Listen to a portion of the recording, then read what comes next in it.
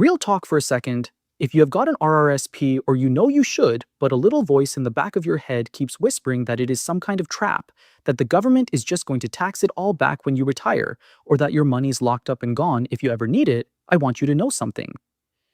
You are not alone, and those two fears are exactly why so many Canadians never really use the most powerful retirement account we have in this country. So let us sit down together, no jargon, no scare tactics, and actually look at the numbers.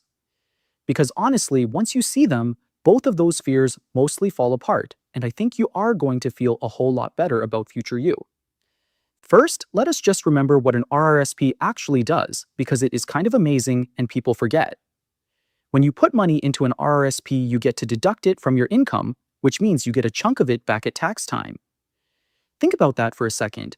If you are in a 30% tax bracket and you put in $1,000, roughly $300 of that comes right back to you as a refund. It is almost like the CRA is chipping in to help fund your own retirement. Then that money grows year after year, and the taxman does not touch a single cent of the growth along the way.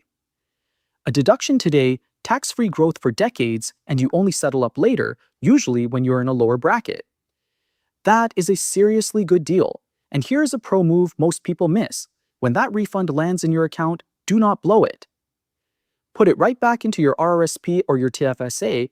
That is how you turn the government's contribution into even more growth for future you. So why do so many of us hesitate? Two worries. Let us take them one at a time.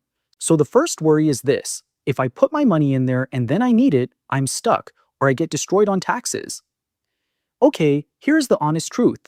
Unlike some countries where your retirement money is locked away until your late 50s, here in Canada, you actually can take money out of your RRSP whenever you want. The catch is, when you do, it gets added to your income for that year and taxed at your full rate.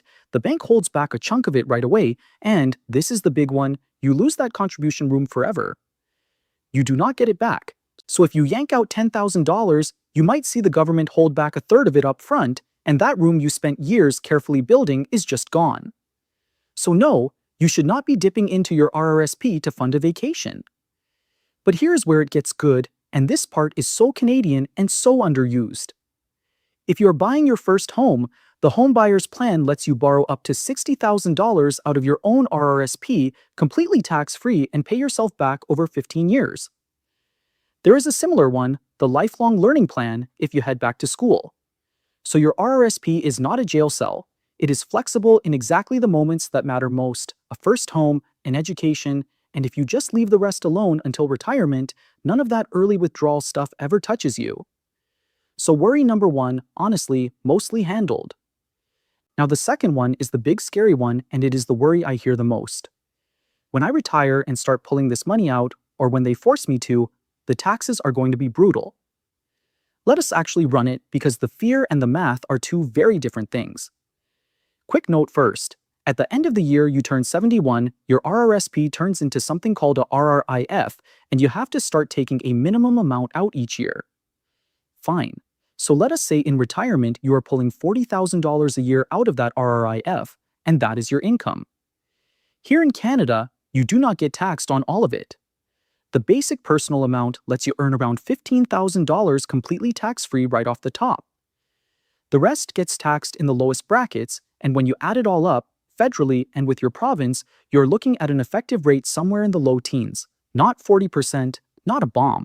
A very manageable, ordinary tax bill on a comfortable retirement income. And remember, you very likely got your deduction going in at a higher rate than that, so you still came out ahead. You basically arbitraged your own tax bracket, and honestly, that is the entire point of the account. Okay, you might be saying, but what about the OAS clawback? I heard the government takes back my old age security if I make too much. Great question, and here's the reassuring part. That clawback does not even start until your income is up around $91,000 a year. The large majority of retirees are nowhere near that line, and if you are married, there's this beautiful thing called pension income splitting, where after 65 you can shift some of that RRIF income over to your lower income spouse. That can drop your household tax bill and help keep you both under the clawback line. You have got levers here. You are not a sitting duck. And look, even if you are pulling out more, say $80,000 a year, some of it creeps into the next bracket and your effective rate climbs into the high teens, maybe the low 20s once you count your province. Higher, sure, but that is still a perfectly normal tax bill on 80 grand of retirement income, and you're still comfortably under that clawback line. The tax bomb people picture, where the government somehow takes half of everything, it just does not show up in the actual math.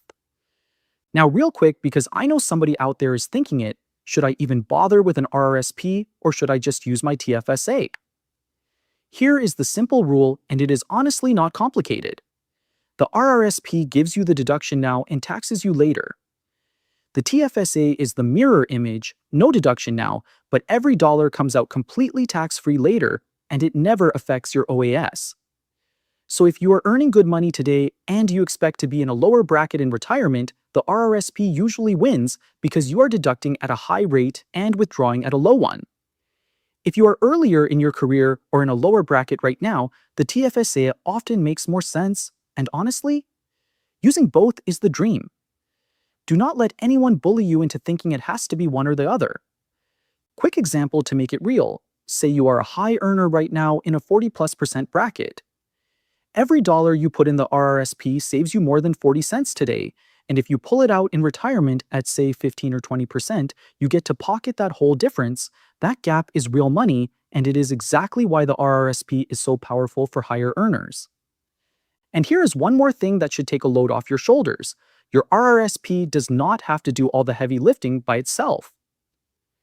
In retirement, you will also have CPP and OAS coming in, so think of your RRSP as the piece that takes you from just getting by to actually living well.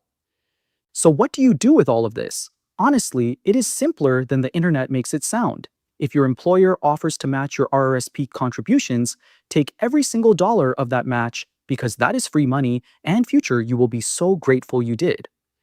That match is often an instant 50 or 100% return on your money, and there is genuinely nothing else in investing that even comes close.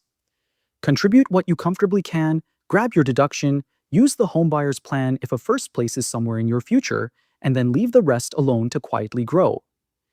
And can I be real with you for one more second? The single biggest thing here is just starting. I know the numbers can feel big, and I know it is tempting to wait until you have got more money or more time, or you feel more ready. But every year you wait is a year of growth and compounding you never get back. The Canadian who starts small today, honestly, beats the one who waits around for the perfect moment every single time. So the next time that little voice tells you the RRSP is a trap, you have got the real numbers now, and you can tell it to relax. A deduction today, growth in the middle, and a very reasonable tax bill at the end. If this made your RRSP feel a whole lot less scary, do me a favor and smash that like button so it reaches another Canadian who has been sitting on the fence about all this, and subscribe if you want your money explained like this, honest and simple, no hype. Now go and check whether there is employer match you have been leaving on the table because future you is absolutely counting on the moves you make today.